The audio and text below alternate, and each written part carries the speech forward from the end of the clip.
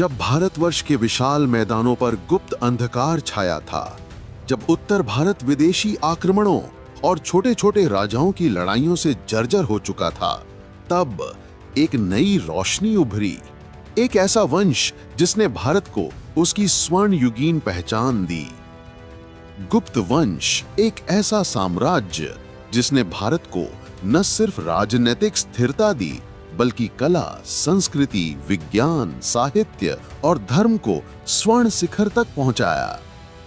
यह वह युग था जब आर्यभट्ट ने ग्रहों की गणना की, जब कालिदास ने मेघदूत में भावनाओं की बारिश की, जब नालंदा और तक्षशिला ज्ञान के समुद्र बन गए, और जब हिंदू धर्म, बौद्ध धर्म और जैन धर्म साथ साथ पनपते रहे। लेकिन इस युग में सिर्फ शांति नहीं थी, युद्ध थे, षड्यंत्र थे, बगावतें थीं, और हर राजा को अपने ही सिंहासन को बचाने के लिए अपने भाई से लेकर अपनी प्रजा तक से टकराना पड़ा। तो चलिए समय के उस पहिए को घुमाते हैं हमारे चैनल द हिस्ट्री कैसल के साथ, जहां इतिहास सुनाई नहीं देता, वो जीता जाता है गुप्त वंश की इस महागाथा में। गुप्त वंश की बात करने से पहले आइए जानते हैं गुप्त वंश के आने से पहले भारत में स्थिति कुछ ऐसी थी। मौर्य साम्राज्य चंद्रगुप्त मौर्य और सम्राट अशोक वाला धीरे धीरे खत्म हो गया था। भारत छोटे छोटे राज्यों में बंट चुका था। विदेशी आक्रमणकारी जैसे शक, कुषाण, इंडो ग्रीक आ चुके थे। कहीं कहीं बौद्ध धर्म ने पकड़ बनाई थी, तो कहीं ब्राह्मण धर्म फिर से जाग रहा था। कुल मिलाकर भारत एक बार फिर से किसी शक्ति, किसी नेतृत्व की तलाश में था।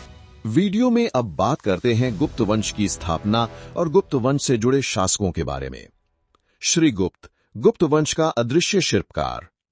नींव के पत्थर दिखाई नहीं देते, पर इमारत उन्हीं पर टिकती है। गुप्त वंश की मजबूत नींव रखने वाले श्रीगुप्त एक स्थानीय शासक थे, जिन्होंने लगभग 240-280 ईस्वी के बीच बंगाल या मगध, आधुनिक बिहार या पूर्वी उत्तर प्रदेश में शासन किया। उन्होंने किसी सम्राट की तरह राजगद्दी नहीं पाई, बल्कि धार्मिक सहिष्णुता, जनहित और बुद्धिमत्ता से एक सामाजिक और राजनीतिक आधार गढ़ा, जिसने उन्हें महाराज की मान्यता दिलाई। चीनी यात्री ईत सिंह और यी जिंग ने उन्हें महाराज श्रीगुप्त कहा और उल्लेख किया कि उन्होंने श्रावस्ती और गंगा तट के पास तीर्थयात्रियों के लिए धर्मशालाएं व मंदिर बनवाए, जो उनके बौद्ध सहिष्णुता और संस्कृति प्रेम का प्रमाण है। उनका साम्राज्य भले ही सीमित था, लेकिन यह एक सांस्कृतिक पुनर्जागरण और साम्राज्यवादी विस्तार की शुरुआत थी। वो ना तो वंशानुगत राजा थे, न विजेता, लेकिन उन्होंने वो सपना देखा जो आगे चलकर भारत के स्वर्ण युग में बदल गया। छोटा दीपक जंगल में उजाला करता है। श्रीगुप्त वही दीपक थे जिन्होंने गुप्त साम्राज्य की लौ जलाई। घटोत्कच, श्रीगुप्त के पुत्र और उत्तराधिकारी, ने लगभग 280 से 319 ईस्वी तक महाराज की उपाधि धारण कर शासन किया। उन्होंने अभी तक सम्राट या महाराजा धिराज जैसी उपाधियां नहीं ली थीं, जिससे संकेत मिलता है कि वे अब भी एक क्षेत्रीय शक्ति ही थे। परंतु इसी काल में गुप्त वंश ने स्थानीय शक्ति से एक उभरते सामंतीय संगठन का रूप लिया। घटोत्कच ने राजनीतिक गठबंधनों, विशेषकर लिच्छवी वंश से विवाह संबंध, कूटनीति और सैन्य अनुशासन के जरिए गुप्त सत्ता को संगठित किया और कई छोटे राजाओं को अधीन कर गुप्तों के विस्तार का मार्ग प्रशस्त किया। प्रशासनिक ढांचे को मजबूत कर उन्होंने पुत्र चंद्रगुप्त के लिए साम्राज्यवादी विस्तार की ठोस नींव रखी। उनके शासन को बीज रोपण का युग माना जाता है। असली साम्राज्य निर्माण तो आगे होना था। अब मंच पर आते हैं चंद्रगुप्त वन। असली खेल यहीं से शुरू होता है। घटोत्कच के उत्तराधिकारी चंद्रगुप्त प्रथम ने गुप्त वंश को एक स्थानीय शक्ति से एक विशाल साम्राज्य में रूपांतरित किया। उनका शासनकाल 319 ईस्वी से 335 ईस्वी तक रहा। उन्होंने अपने पिता द्वारा बनाई गई नींव को राजनीति की चतुर चालों से सशक्त किया। लिच्छवी राजकुमारी कुमार देवी से उनका विवाह केवल पारिवारिक संबंध नहीं था, बल्कि एक कूटनीतिक गठबंधन था, जिससे मगध, वैशाली, मिथिला और उत्तर बिहार जैसे क्षेत्रों पर गुप्तों की पकड़ मजबूत हो गई। इसके बाद चंद्रगुप्त ने स्वयं को महाराजा धीराज की उपाधि से विभूषित किया और 319 ईस्वी में गुप्त संवत की शुरुआत कर दी, जो भारत के काल गणना इतिहास का स्वर्णिम अध्याय बना। उन्होंने पाटलिपुत्र को राजधानी बनाया, साथ ही उज्जैन और प्रयाग जैसे नगर भी सत्ता केंद्र बने। उन्होंने शासन प्रणाली में स्थायित्व लाया और सिक्कों पर स्वयं और कुमार देवी की छवि अंकित कर ये दिखाया कि सत्ता में उनकी रानी की भी बराबर की भागीदारी थी।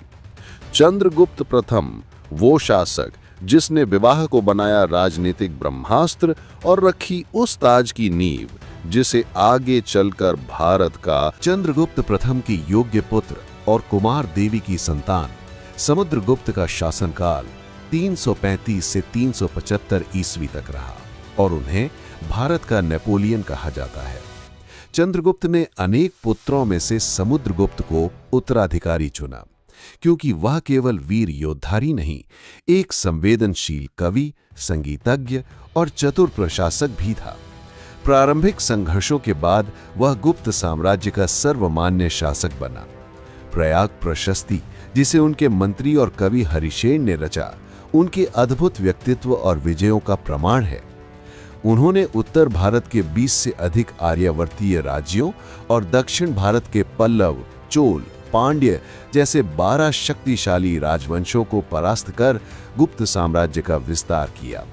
दक्षिण में उन्होंने वसाल नीति अपनाई, शांति के साथ प्रभुत्व स्थापित किया।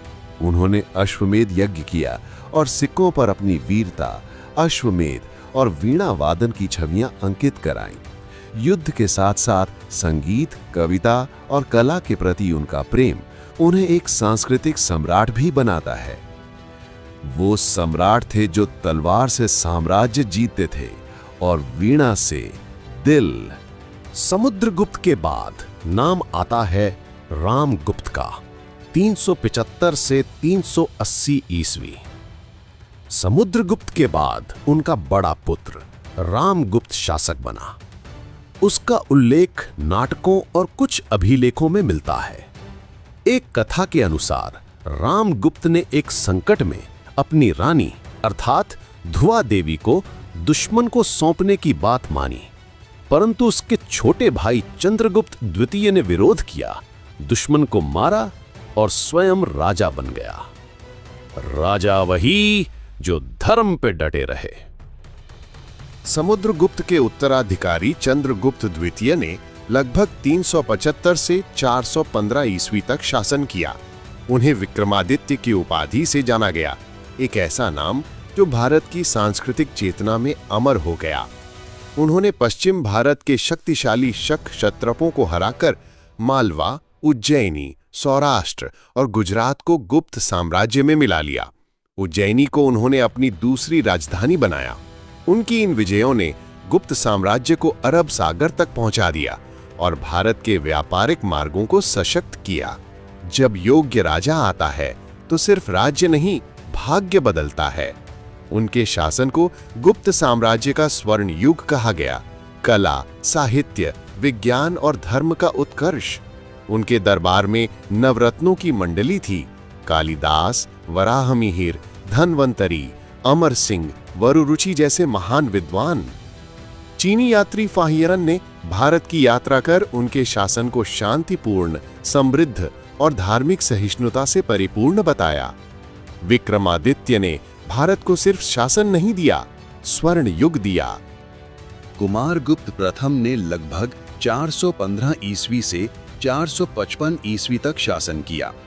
वे चंद्रगुप्त द्वितीय के पुत्र थे, जिन्होंने महेंद्रादित्य की उपाधि धारण कर एक स्थिर, समृद्ध और सांस्कृतिक रूप से जागरूक शासन दिया। उन्होंने शिक्षा के क्षेत्र में क्रांति लाते हुए नालंदा विश्वविद्यालय की स्थापना की, जो आने वाले कई शताब्दियों तक विश्व प्रसिद्ध बौद्ध शिक्षा केंद्र बना। उन्होंने अश्वमेध यज्ञ कराकर अपनी प्रभुता को स्थापित किया और अपने पुत्र स्कंदगुप्त को उत्तराधिकारी बनाया। उनके शासनकाल में हूणों और पुष्यमित्रों की गतिविधियां प्रारंभ हुईं, परंतु कुमारगुप्त ने साम्राज्य की सीमाओं की दृढ़ता से रक्षा की। उनके द्वारा जारी सिक्कों पर गरुड़, कार्तिकेय, देवी लक्ष्मी आदि के चित्र अंकित थे। जो उनकी धार्मिक सहिष्णुता और सांस्कृतिक विविधता को दर्शाते हैं। उन्होंने तलवार नहीं, कलम और ज्ञान से इतिहास रचा। एक ऐसा शासक जिसने शांति के साथ साम्राज्य को नई ऊंचाइयों तक पहुंचाया।